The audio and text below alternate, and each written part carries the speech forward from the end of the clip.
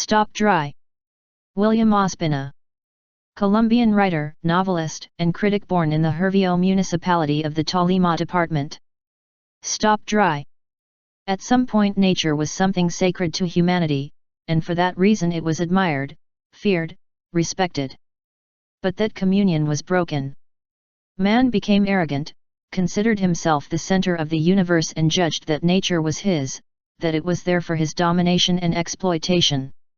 In this essay, William Ospina reflects on this process and traces its traces in religions, art, philosophy, science, history, literature, and reaches the dramatic conclusion that a stop along the way is urgent, because what is at stake is the survival of the planet and the human race. Nowhere is the verve of a foal so much known as the ability to stop in its tracks. Montaigne, Essays. Chapter 1. The Great Malaise. When in March 2016 the newspapers showed that Australia's coral reef had been bleached, many in the world had the feeling that the definitive time was coming. For a long time it was believed that the end of the world would be a single catastrophic event, a kind of cosmic spectacle like those evoked by Raphael Argolol in his admirable book The End of the World as a Work of Art. What we are beginning to see rather could be referred to as the Great Malaise. It will not be without catastrophes, the volcanic eruptions from Iceland to Indonesia, the plastic continent of the Pacific, the disappearance of the Arctic ice, the alarming danger of the melting of the permafrost of Siberia that fragilely guards the largest methane deposits in the world, death. Mass of species such as what has recently come to be called the apocalypse of the bees, but the current global warming, whose diagrams alarm us day by day, may not consist of a mere increase in temperatures, but in a progressive rarefied conditions of life in the world.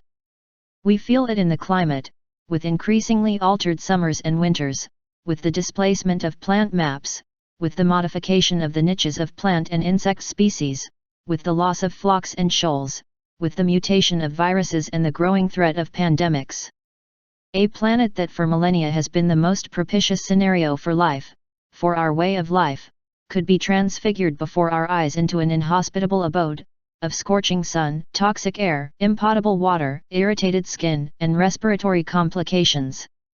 Where the tissues go crazy, the senses are altered and the germs escape from all control. Reached, as we have achieved so far, the era of greater safety in air transport, with almost perfect machines reaching their destination with astonishing precision, we run the risk that the air, still calm except in slight areas of turbulence, will become full of unpredictable dangers. We do not want sudden ice barriers, untimely hail, turbulence that could turn the atmosphere into curls more unruly than the waves of Australia. Doctors already warn that the gift of antibiotics, which half a century ago convinced us that we had triumphed over infections, could not only be reversed, but also give rise to a generation of reinforced bacteria and viruses.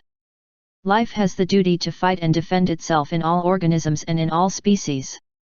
If germs are a danger to us, we must not forget that we are a danger to germs, and that they may know how to protect themselves better.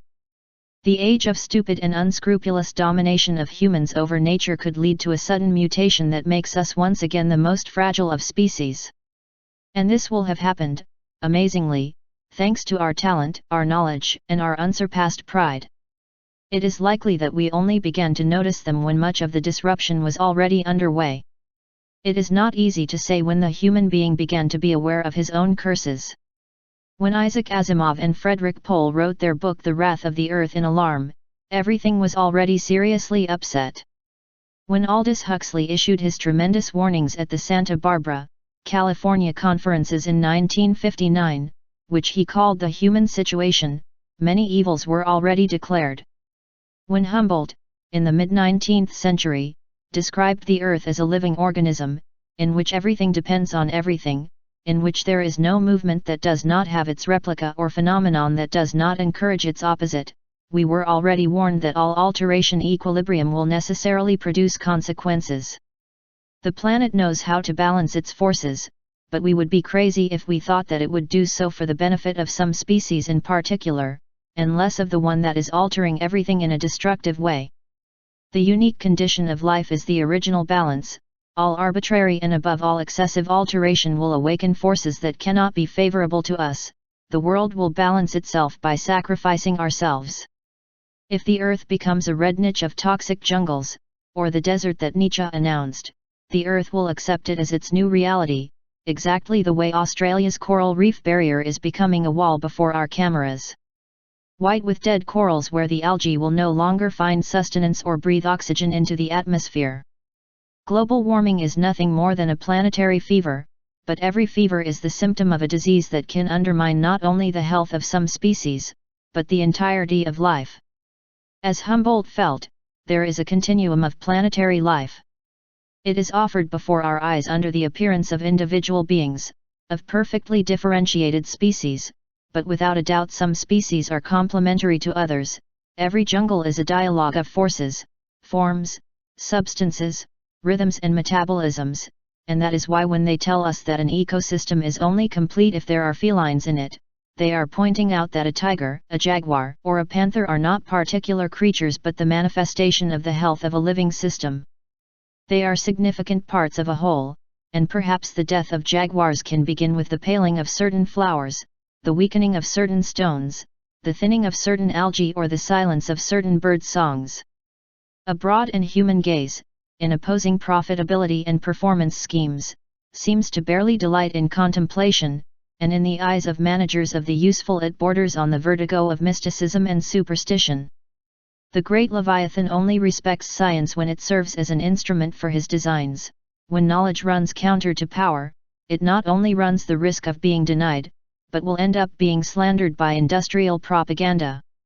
Christ said in his time that it was necessary to give to Caesar what is Caesar's and to God what is God's. What is unique about this time is that now Caesar wants what is God's, and the time has come to shout that we cannot accept that deal. Chapter 2. The Creature Without Limits. The great powers of the time have been skillful in appropriating planetary wealth, beras, industry, capital, bank deposits, knowledge, information, entertainment. They have built a world in which they take care of our comfort through industry, our entertainment through a dazzling provision of shows, our education through the refined business of pedagogy, our obedience through the Pavlovian mechanisms of advertising, and our will thanks to the ineluctable effectiveness of the media. But what is its strength if not our weakness? What is its power but our docility? What is its triumph but our failure? For centuries humanity has been deluded into naive political struggles for power, when the only reasonable thing would be not a struggle for power, but a struggle to deny power or to transform power into something else. If these great powers are, it is because they have someone to provide, to whom to impose norms, to whom to give orders, to whom to flatter and flatter. Their grandeur is just another name for our resignation, and maybe it's a mistake to fight them. At this point in history it is becoming more and more evident that what must be done against them must be done in ourselves. The ingenious humanity produced for millennia all sorts of magnificent inventions to make life more pleasant, more comfortable, more refined, and more beautiful.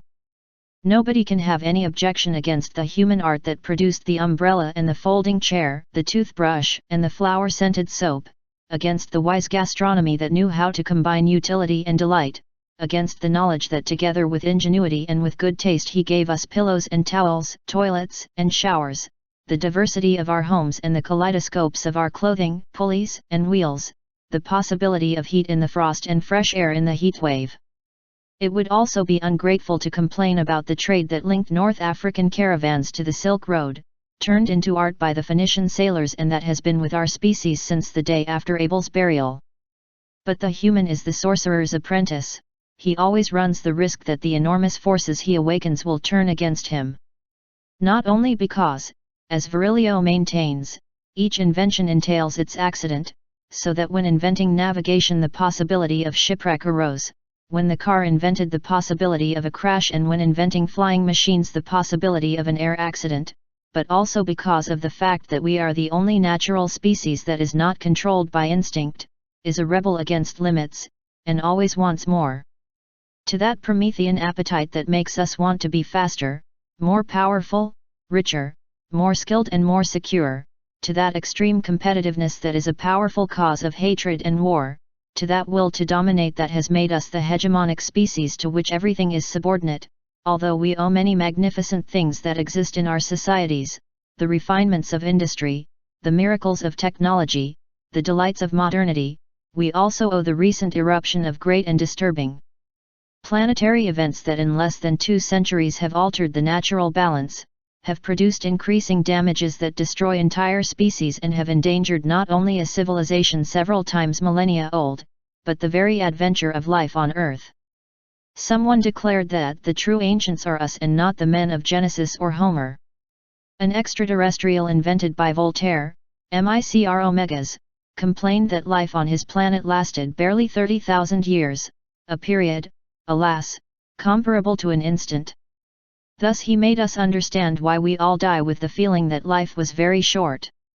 The ability to learn that characterizes us, and that is the most terrible of our virtues, that thirst for novelties, that grace of invention, that curiosity on which the novelty of the information and communication media is based, that pugnacity that they encourage armies, that competitiveness that sports and contests show, that aggressiveness that seems the law of history, that greed for play, love, speed, triumph, risk, delirium, perhaps only indicate that ours it is a young species, and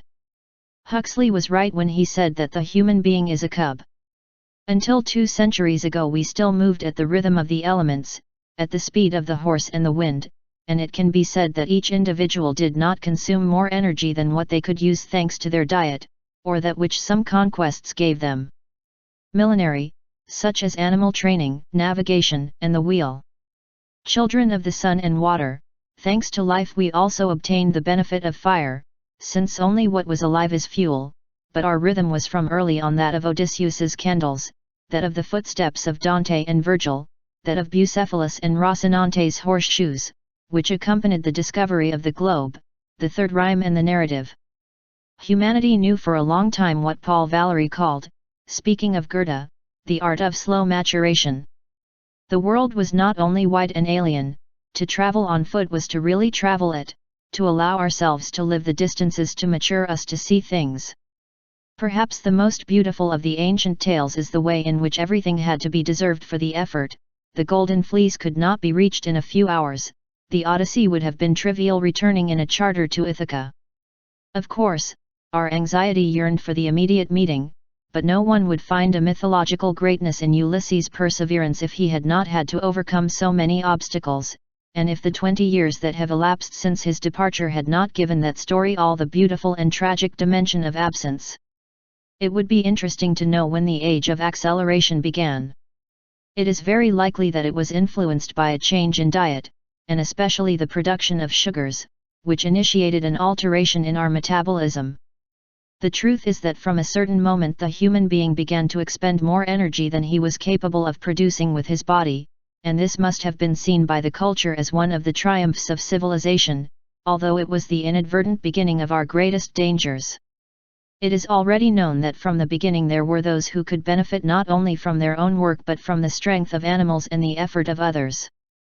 But having, thanks to new sources of energy, a greater strength than that of our arms, the possibility of moving more with less fatigue, the possibility of having more light than the sun gave us, of lengthening the days, of obtaining products surpluses, served more than anything else to make the human species the primary beneficiary of the world's gifts. First the talent to arouse fire, then the art of dominating and directing the elements, and the power to exploit animal energy and to subdue the energy of fellow human beings by war, had already given us a particular power and had sketched the model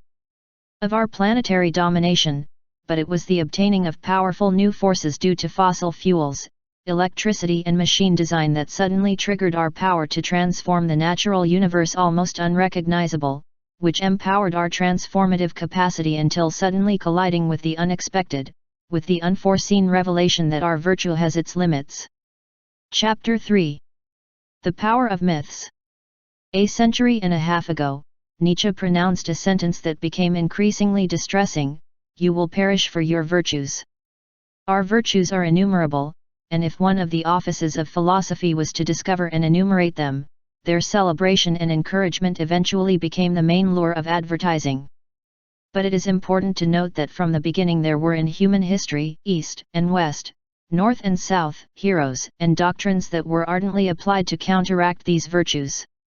Towards the 5th century BC, the preaching of the Buddha emerged in India and that of Diogenes de Sinope in classical Greece. Both formed a doctrine of resignation. Buddha, raised among luxuries and protected from the evils of the world, discovers one day that there are sickness, old age, and death, and these three pieces of news make him become an ascetic, to search for the way to escape from the wheel of the wishes, the liberation and the happiness to be diluted in the whole.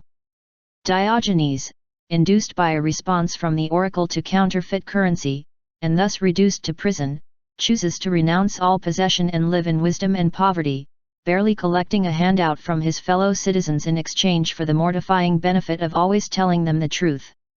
Those two wise men from the East and the West prepared the birth of Jesus, which would take the doctrine to its most paradoxical consequences. It seems that Jesus was born to counteract all the spontaneous tendencies of the human being.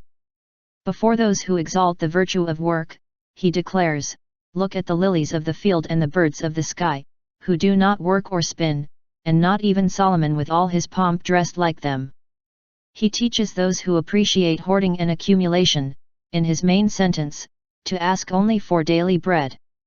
He recommends loving your enemies, giving the assailant what he forgot to take, offering the other cheek to the one who hits us. He wants to see himself reflected only in the poorest, in the most humble, in the most unfortunate. He seeks out the sick, prefers the marginalized, accepts the friendship of beggars and prostitutes, recommends humility, advises humiliation, announces that the last will be first, embraces the lepers, frees the possessed, chooses among his disciples to a venal traitor who will help him fulfill his mission, and at the last moment offers a thief a place at his side in paradise.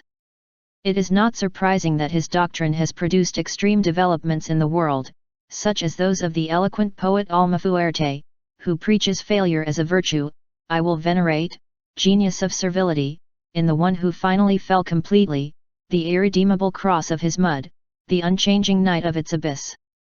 Who vindicates the fate of outcasts. I repudiated the happy, the potentate, the honest, the harmonious and the strong, because I thought they were lucky, like any lucky gambler." And he also tries a rebellion against the norms. "I poured, with delicate arts on each reptile a caress, I did not think justice necessary when pain reigns everywhere." Those who have studied Christ the most in our time agree that the one who best understood him was one of the anonymous soldiers who arrested him in the garden, and who commented to his companion, "No one has spoken like this man."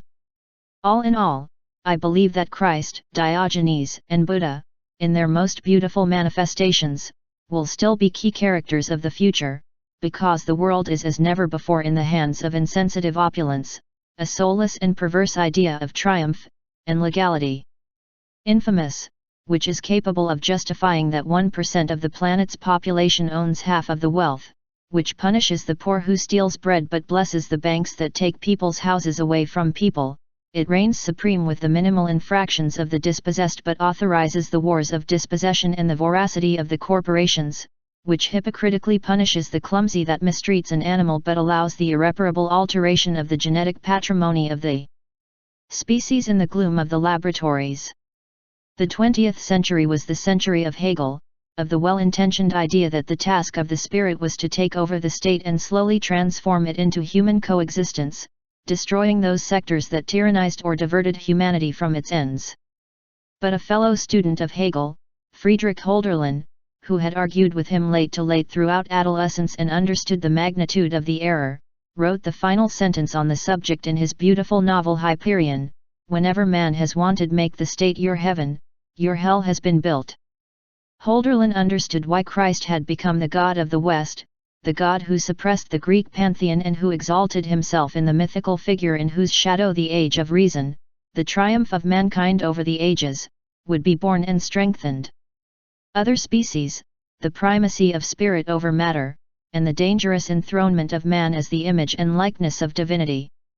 Hölderlin saw this not as a mistake but as a poignant tragedy. Until the birth of Greek science, the world had been protected by a thick veil of sacredness, nature was divine and could not be desecrated by the experiments of curiosity or the thirst for knowledge. But once the status of geometry had been reached, once he had interviewed the tempting adventure of scientific knowledge, which could perhaps reveal all the secrets, laws, and possibilities of nature, the insatiable human spirit was not in a position to renounce that tempting apple. 5 centuries passed from the moment when Plato questioned all the knowledge of his time in his dialogues, and when the adventure of Greek reason formulated his project, and a deep debate shocked the immense world on which Greece exerted its spiritual influence. This debate had become more intense since the adventure of Alexander, before whom, as the Bible says in the book of Maccabees, the earth was filled with silence. Auerbach has said that the silences of the Bible are not empty, but they are silences where things happen, and that they are full of secret maturations. In that vast silence after the Aristotelian adventure of Alexander building a great empire of the entire known world, the Platonic doctrine of the double world passed from mind to mind, from word of mouth and from century to century, from the podiums of the scholars of Alexandria and the Platonic sects to the dark outskirts of the cities, from the Greek shores to the Syrian shores, and one day an angel appeared to a Hebrew maiden to announce that the infinite was going to interpolate in the temporal, the celestial in the earthly and the divine in the human, and that a god would be born on earth. All the clays of the myth converged, not so much in Bethlehem, where the creature was born in the year 0 of our era, but in all the land of Judea, Syria, Turkey, Greece, and Rome, where the blurred memory of the preacher Jesus Christ, venerated and passionately hated by many Hebrews of his time and crucified by the Roman authorities at the request of the people, was rebuilt over a couple of centuries after his execution, until he became the god of the new age of the world. For 20 centuries the skeptics exhausted the resources of reason to deny the divinity and even the historical existence of Christ, but believers found in all these denials the strength to argue their truth and their faith. Because myths are not refutable, and that of Christ is the strongest myth in the entire history of the West. Of that man-God, fragile and moving, who preached in the deserts and on the shores of lakes, who multiplied loaves and fishes to feed his absorbed audiences, who inadvertently cured a woman just because she touched his mantle, that he was tormented, murdered and buried, the fame spread that he had risen in the eyes of the soldiers guarding his tomb, that he had appeared to his disciples and friends in the following days, and that in the sight of all they had ascended to heaven body and soul, promising to return to establish the millennial kingdom. Even a man as meticulous and lucid as Emmanuel Carrère, contemporary incarnation of French agnosticism, who has questioned in his book The Kingdom all the steps in the formation of myth in the writing of Mark and Matthew, all the episodes of the birth of the doctrine in the letters and Acts of the Apostles and in the terrible and fascinating figure of Saul of Tarsus, exalter of the small cult in imperial religion, and all the moments of the aesthetic and magical configuration of the legend in the novel of Luke and in the tremendous philosophical fictions of John the Evangelist or the revelations of Patmos, he stops before Christ, at the gates of skepticism, almost convinced of divinity. And Fernando Vallejo himself, the most indignant challenger of the crimes of the Church, unable to believe in the divinity of Christ, has nevertheless spent his eyes questioning the first century of the Christian era, trying to see the moment when for the first once the name of Christ appears in the manuscripts, striving to examine all the arguments, from the canonical Gospels to the Apocrypha, from the letters of Peter and Paul to the controversial and disturbing Flavian testimony, in order to judge that legend with all the rigor of history. But it is that facing these issues only the voice of poetry is useful, and it was precisely a French poet, Charles Baudelaire, who said that to reign over 20 centuries of Western civilization, to have filled the world with crusades, Gothic cathedrals and of symphonies, to have been the undoubted God of a long world age, Christ perhaps did not even need to exist. Chapter 4. The Christian Era. Every myth is a collective creation, but the main characteristic of Christian myth, as Holderlin well warned, is that for the first time in history the myth was not born only of revelation but of philosophy, and in its gestation in the dark bosom of the crowds converged at the same time the solar dreams of Akhenaten, the revelations of Moses and the Hebrew prophecies, the Platonic doctrine and its variations by the Mediterranean waters, and also the shadow of the three empires, the Pharaonic, the Alexandrian and the Roman, who prepared his imperial future for him. Gibbon has said that the Christian Trinity actually encapsulates the triple national origin of that myth: Egyptian monotheism brought by Moses to Judea, Greek philosophy, and the vocation of universality of the Roman Empire, and has broken down that historical origin, stating that in the Most Holy Trinity the Father is Hebrew, the Son is Greek, and the Holy Spirit is Roman. It would seem that a dark intuition of the species foresaw the tremendous horizon that reason offered to the human adventure, that by mirror and enigma felt that it was necessary to clear the way for the adventure of Greek science, whose status had been established by the Euclid's geometry, and that understanding in dreams that it was necessary to give the Spirit permission to undertake this immense task, gave birth to the Christian myth. But the dark genius of nature could not help but notice the danger that this endeavor entailed, because something made him exclaim to Christ, "What good will it do for man to win the world if he loses his soul?"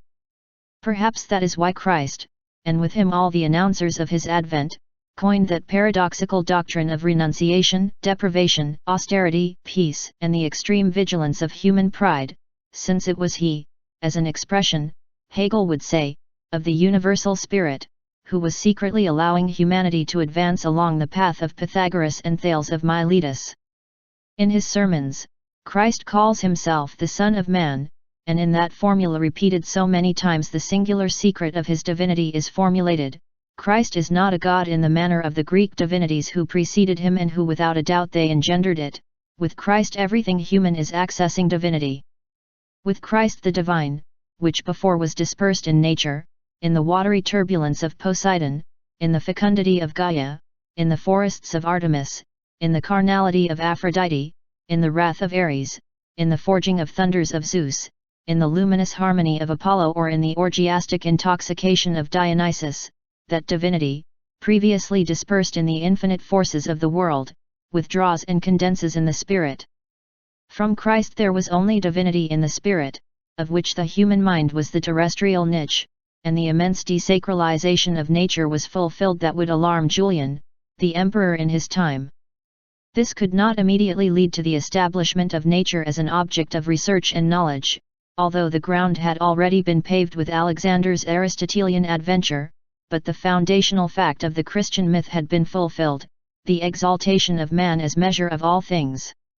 The time would come when Augustine tried to exhaust all the spiritual and even intellectual possibilities of the myth. The time would come when Thomas Aquinas, believing to argue convincingly the arcana of faith and the rationality of dogmas, would free reason from its ties and open the way to naturalism, the Renaissance, and the triumph of reason as supreme conquest of the Christian era. Many see in the fury of the Church against the vision of the infinite worlds of Giordano Bruno, or in its repression against the thought of Galileo, proof that Christianity could not have been the foundation of the triumph of reason. But history it does not proceed through univocal forces but through great vacillations and estrays and schisms, and if Christianity first used dogma and violence to impose its doctrine of brotherhood and the triumph of the Spirit, its own crimes also forced it to stoop in remorse, and if Augustine wanted to stop him in spiritualism, in contempt for matter, Thomas, as Chesterton has beautifully argued, while reconciling that religion with the world and with the joy of living, spent his vigils drawing from his head arguments more subtle and abundant than his own hair, to give a rational foundation to all that for which faith was sufficient before. According to the churches, the central fact of Christ's mission was redemption, the mystery of Golgotha, the death of Christ to redeem men from their sins. But Hölderlin, and through him the poetry of the West, boldly seeking to return to the role of ancient poetry as interpreter and modifier of myth, has sung that Christ's is not the myth of redemption but the myth of absence, that its most significant moment is not Golgotha but the ascension to heaven in body and soul, that what history reveals is that the mission of Christ was not carried out on the cross but in his absence, that Christ is the God who left and that when he left human beings alone with the story. He sang that, however, in that absence there is not an abandonment but a promise. It is as if he were telling us, once the human spirit foresaw the possibility of exploring everything, of knowing everything, of transforming everything, the Promethean complexion of our species was not in a position to renounce that temptation. We had to accept the challenge of genius tempting and bite into the apple. And Oscar Wilde has well said that the only way to escape temptation is to fall into it. Holderlin feels that the human being had to explore that course and that, somehow, Christ is the path that he followed to desecrate the world and to deify only the spirit. But he did not do so without leaving open in a truly divine way the possibility of reversing or at least stopping that process. He announced that his departure would not be final, that the divine would return to the world, although poets have not yet sung what the way will be of that return. Because the return of Christ still does not have its poem, and it would be naive to think that it will consist of the descent of a being between luminous clouds to impart on our century the justice of 2,000 years ago. This would be equivalent to affirming that the whole Christian adventure was an empty pause, and the absences in the myth, to follow Auerbach once again, are silences in which things happen. One of the things that happened is that the human spirit truly developed the sciences, not only to penetrate the secrets of reality and to decipher the laws, but to access the powers of divinity. The West first and the whole world later gradually advanced in the myth of the divinity of the spirit and in the desecration of nature. Only thanks to that mysterious license could human beings apply themselves to the gradual and growing task of investigating the world, unraveling its laws, mastering its secret keys, using that knowledge step by step, transforming reality, assuming ever greater powers. Until feeling in a position to intervene in the arcana of reality, penetrate the abysses of the atom and the cell, decipher the genetic code, reach the last gears of the physical world, decode the mathematical language of the universe, and arrive at the moment when that it is already in a position to modify the text of nature, to change the letter of the world, to alter the laws of life and even to destroy the human body, working on its intimate tissue unpredictable mutations. Chapter 5. The Religion of Progress. While the adventure of knowledge lived its initial phase of freedom and amazing discoveries, humanity could feel the intoxications of its own talent, and in its unlimited enthusiasm it coined from the end of the European Middle Ages, and especially from the Renaissance, the legend of progress as the engine of history. Progress was the holy religion of scholars and merchants, of philosophers and poets, of scientists and rulers.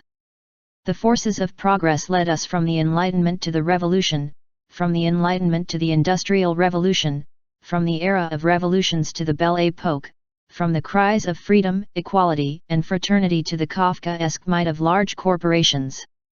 Modern society knew how to aureole itself with all the eloquence of the old literary tradition, with all the visual refinement of the great classical painting, with all the sublime perfection of music, from the first oratorios to the great masses of Bach, and from the dances peasant women to Mahler's symphonies. How can one not believe in progress if Michelangelo began where Praxiteles ended, if Leonardo began where Paolo Uccello ends, if London was the new Rome and Paris was the new Athens, if after the medieval silos and the garden of earthly delights Bosco came the great factories and the garden of delights of the Impressionists, if after the conquests of Courbet's realism and Delacroix's virtuosity, photography allowed us to reproduce reality down to the smallest detail, if after the Montgolfier balloons came the airplanes and, without leaving behind the old recursive and eloquent theatre, the cinematograph filled the sky with giant faces and made us see the most inconceivable dreams come true? But the Belle Époque, the great moment of splendor of European culture, unexpectedly gave way to the First World War. If World War I put an end to faith in progress, World War II simply put an end to faith. The explosion of the atomic bombs, the epilogue of that hell, destroyed the hope of a few generations, and the European literature of the 1950s, anchored in nihilism and what they called existentialism, could only see the absurdity of existence. The inconsistencies of history, the end of the magic of the world, the sordidness of the human adventure, the journey at the end of the night, the hour 25, the fall, the nausea and the tunnel. The next generation rose from the ashes and tried to believe in life again. German industry stopped making war tanks and went back to making automobiles and industrial machines. The fields of France returned to cultivate their grapes and make their Bordeaux and Burgundy. Museums were reopened and church bells that had not been bombed rang again. The ropes seemed to have done the final work of punishing the monsters, the different nations hiding behind their steel and bamboo curtains. The present was a pair of nuclear arsenals of bizarre dimensions, capable of blowing up the world thousands of times, and history seemed to regain its human face and return to self-denial and dreams, but a very deep wound was hidden in the heart of the species, and only 3 new adventures tried to awaken in human beings the hope of a renewal of history. The first, nurtured by science fiction, were trips to outer space. In 1969, the arrival on the Moon seemed to inaugurate a time when a humanity united by renewed collective dreams would go out like Dante to look at the stars again. The second was the Great Desertion, hippism, in which a new generation, fed up and distrustful of the powers that had waged war, of the mental models that had unleashed it and of the lifestyle that had made it possible, wanted to abandon war. Industrial society, consumption, looking at the lilies of the field and the birds of the sky that neither work nor spin, and not even Solomon, with all his pomp, dressed like them, ask only daily bread, practice love free, officiate at the altars of Buddha the Renouncer, Christ the Lover, and the millions of gods of poppy, hemp, ergot and Amanita muscaria, go out, like Whitman, to embrace that pagan goddess, nature. The third, a little more serene and later, was ecology, which tried to moderate the excesses of industrial society, when it regained control of reality with new resources and with unusual energy, which warned of the dangers of an industry that plundered the nature and that threatened the natural balance in a project that was not even sustainable in the long term. Although his philosophical horizon did not change, and he remained imprisoned by the idea of facilitating sustainable development within the guidelines of industrial society, environmentalism was the only one that managed to glimpse the leviathan that was nurtured in the shadow of the almighty power of the corporations, and the teratological nightmare that in a few decades would put the planet on the brink of an almost supernatural outcome. Although it was in the shadow of nuclear arsenals, big capital had to continue its project. But the truth is that the great political powers had reached an agreement. The future of the world was the industrial project, the expansion of the market, the technological revolution, the transport revolution, the great advertising symphony, the religion of brands and the great cybernetic revolution that put computers in all hands, that built the great planetary network, that accelerated the globalization of life, that took the gifts of cell phones to the extreme of turning every human organism into a permanent terminal of industry, of the show and of the information. It is true that the powers that be had to make an astonishing effort to invent, on the era of pessimism, an improvised religion of happiness through consumption, of satisfaction from incessant communication, of excitement from ultra-information, by the permanent diffusion of the web of planetary misfortunes, and a supply of increasingly seductive spectacles. It is not reality, it is not life, but it is its most admirable and refined simulation, its most exquisite ghost. And there is no doubt that humanity could remain forever absorbed in the magic of those screens, in the amazement of those special effects, in the stillness of those insignificant but exciting chats, in that immanence of paradise that is the technological society, that electrified threshold where everything we want appears at the mere contact of the fingertip with the touch screen, where no one is far away, where apparently there is no absence, no loneliness, no isolation, no boredom, and where we can move on from theology to sex, from atrocity to mystique, from the most immaculate nature to the most sordid virtual reality at the touch of a button. We could remain forever in that limbo of delights that do not satisfy us but that immediately lead us to new possibilities, in something that is not life but that is vertigo and dazzling, and that like cigarettes, according to Oscar Wilde, it has the elegance of always leaving us unsatisfied. Now, it is becoming more and more evident that the forces applied to do all this, and the instances that are in a position to apply these changes, have long been subject to no other restriction than obtaining the resources to develop their research and make their mutations. Who do they answer to? Who authorizes your actions? Who is in a position to impose any limits on them? Who calibrates and assesses its consequences? Everything seems to indicate that, in the field of modern society, there can be no limits to knowledge, which is understandable, and there seem to be no limits to action, if one is under the protection of the appropriate powers. But the powers of the world have become more and more autonomous, planetary democracies, which are the last refuge of the collective will so far, increasingly act according to particular interests, and the most particular of these interests is that of great performance. It is no longer necessary to show that the political powers are subordinate to the great industrial powers, to the lobby of the corporations, that the media, which until yesterday embodied the hope of being the voice of public opinion, are becoming increasingly silent in the face of powers that are often their enormous and invisible owners, that the will of the species, which was once expressed in laws, which was once configured in states, which was once manifested in academic institutions, has been imperceptibly displaced by the inexorable advance of the great planetary powers applied to the only logic of growth, of accumulation, of the ostentatious appropriation of the world, of its concentric spheres of air, water, earth, magma, and fire, and they already extend their tentacles towards the crystalline skies.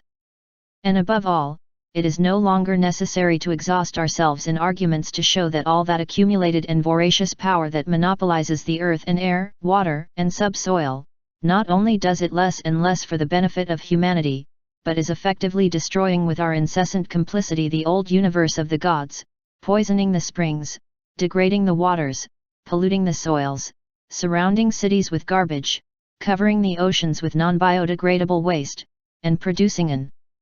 alteration of the planetary climate that at this time history has already melted the Arctic, erased the glaciers at the poles and summits, changed the rhythm of the seasons, altered the maps of vegetation and is about to explode, with the melting of the permafrost of Siberia, the huge tanks of methane that could trigger even more rapid and unpredictable warming. Those same powers that poison the atmosphere, and that destroy the ancient gastronomic treasure of cultures, throwing on our plates the improvised spawns of genetic experimentation, the plate of nameless caterpillars of the last days, not only propitiate mutation with climate change of microbes and the threat of pandemics but have replaced the old wisdom of preventive medicine that was based on food, hygiene, vigilance, and the timely and wise care of doctors who looked at us as integral beings. And as human beings, by a paraphernalia of machines and chemical and surgical solutions that leave us more and more helpless in the hands of increasingly arrogant professionals, themselves thrown from the old delicate and human medical wisdom to the suburbs of proletarianization and the piecework, who have to shed their humanity if they want to survive in the region of machines and their sight's day of ice. Chapter 6. Mother Earth. When at the beginning of the 19th century 3 romantic teenagers wrote the oldest systematic program of German idealism at the Tübingen Seminary, they proposed, with an ever more visible wisdom and sensitivity, that humanity urgently needs new myths. These young men were the first generation of Kant's children, and they knew that, after painstaking centuries of world exploration and conquests of reason, it would no longer be possible for humanity to return to the fanciful myths of a more naive age, the gods. That we now had to believe could not offend intelligence. That had been the fruit of 20 centuries of triumph of the spirit. Now we needed myths that do not repulse reason, and reasonable ideas that do not conflict with the aesthetic sense of reality. They added that myths that make the wise and reasonable the peoples were necessary, and those young people, Hegel, Schelling, and Hölderlin, applied themselves to the search for the remedy in different ways. Perhaps the most faithful example of that search is Hölderlin's poem Aliter, which makes us feel the divine character of the air without giving up showing it as an element, and which is at the same time thought, emotion, fantasy, song and prayer, as would later become the poem of the fourth element, in which Jorge Luis Borges runs on water, moving from mythology to history, from literature to everyday experience, from philosophical reflection to fantasy, and from singing to moving prayer. Recently the peoples of Latin America, those who have always been imposed the duty to name God in their political constitutions, have chosen to include in their constitutional texts the sacred character of the nurturing land and the civilizing virtues of austerity and respect for the world, and it did not take long rationalism in disqualifying these proposals as superstitions. But it is becoming more and more evident that, if we want to survive, the sun and the wind will be the main suppliers of our energy, that from the sun, from which our life has already sprouted, our dreams and our future inventions will spring like a fountain, and that if Spinoza could suggest that the universe is one of the names of God, it will not be so foolish to see our divinities in the sun and on the earth. To that extent, one of the most profound religious texts is in those verses by Whitman, "I believe that a blade of grass is no less than the path traveled by the stars, and that the ant is perfect, and so are the grain of sand and the egg of the thrush, and that the frog is a masterpiece, worthy of the highest, and that the blackberry could adorn the halls of heaven, and that the slightest joint of my hand can humiliate all machines, and that the cow that grazes with its head lowered surpasses all statues, and that a mouse is a miracle enough to confuse millions of disbelievers." The natives of America did not understand that the Europeans made fun of them because they venerated the moon and the sun as gods, and nevertheless wanted to force them to pray on their knees before a pair of crossed logs, arguing that this was the gallows where a very good man had been sacrificed. In that single image the entire modern debate about civilization and barbarism is summarized. As Montaigne said, we tend to call what others think barbarian, even if it makes much more sense. Some have said that you cannot speak of the earth as a mother, because the earth not only nourishes and protects but can also be a destructive and catastrophic power. But mythologies always knew how to see that complexity of symbols that naive rationalists find so hard to see.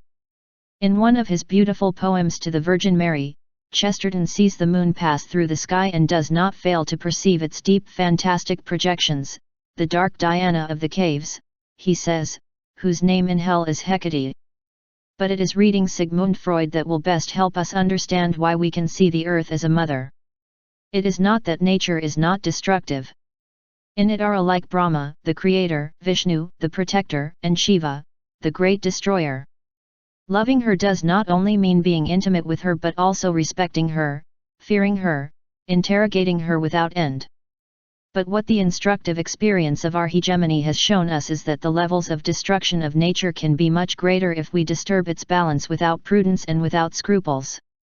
There will always be a Mount Tambora ready to erupt, with its terrifying and fascinating supply of tsunamis, bloody twilights, symphonies, and monsters, and there will always be natural processes beyond our control. But if we are interested in human adventure, it is convenient that civilization does not consist in mistreating the tail of a sleeping dragon. It may not be in our power to prevent the cycles of the universe from destroying the world in 10 million years, but we can prevent our ingenuity from destroying it in 3 centuries. Perhaps a long adventure of knowledge will teach us such amazing things as those that Cartesian meditation and Husserl's philosophy promise, reveal truths as poignant as those glimpsed by Dante in the last canto of the Divine Comedy, or give us such powers incredible as the ones Novalis saw in the notes of his encyclopedia. But what we are doing today is using the magic wand not to calm the oceans but to awaken the monsters. And stop dry. William Ospina.